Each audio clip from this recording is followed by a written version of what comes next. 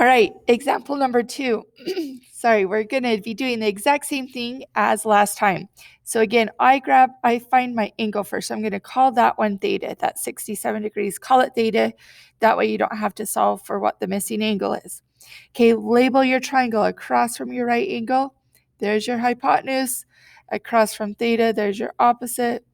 This last side right down here, therefore, is the adjacent side. Now, again, you probably have this on your paper because you just wrote this. I have a whole different screen, but you're going to remember your SOHCAHTOA.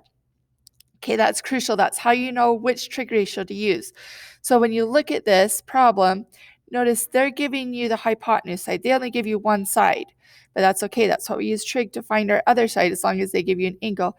They want the opposite. So they've given you the H, they want the O. You've got to use a trig ratio involving the O and the H.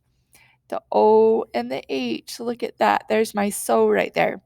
So again, remember the S stands for the sine of your angle. Well, let's write it out one more time. Next time I won't write it out, but sine of angle is equal to the O stands for the opposite and the H stands for the hypotenuse. Okay, and then again, all you're doing is you're filling in, you'll know these 3 values, or one of them will be missing. You'll have an X in there for one of them, but you want to put those 3 things into your problem. So sine stays, the angle measure that we're using is 67 degrees. That's going to be equal to the opposite, which is your X, divided by your hypotenuse, or 29 right there. Okay. All right, now it's the exact same problem as before. You're just trying to solve for X.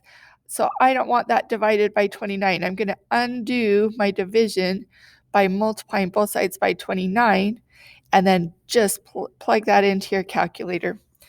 So grab your calculator, and 29 times the sine of 67 degrees gives me a 26.7 length of side right there. And again, you guys can just do a little bit of kind of common sense check. Make sure that this is not bigger than the hypotenuse. Your hypotenuse should be your biggest value. It's across from a pretty big angle though, so it should be a little bit longer than the other side. So you could be pretty confident that we got that one right.